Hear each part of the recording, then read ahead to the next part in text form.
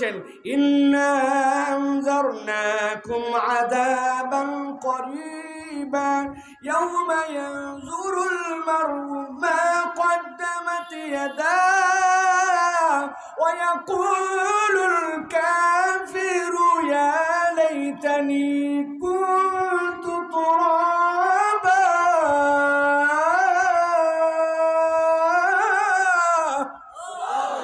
আমার আল্লাহ বলছেন, আল্লাহ সব মানুষগুলাকে, সব প্রাণীগুলাকে, সবগুলাকে আল্লাহর সামনে হাজির করে ফেলবেন।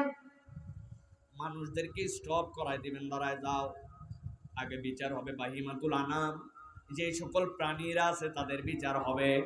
নবীজি একটা উদাহরণ দিচ্ছেন, দুইটা মেষকে আল্লাহর সামনে হাজির করা হবে, দুইটা ছাগল, দুইটা ভেড়াকে আল্লাহর সামনে হাজির করা হবে। ভেড়া দুইটা যেই না হাজির হয়েছে, তাদেরকে আল্লাহ রাব্বুল আমিন দেখাই দিবেন দুনিয়ায় তার অপরাধ কি ছিল। একজনের মাথার মধ্যে এরকম টান টান শিং ছিল, আর একজনের শিং ছিল না।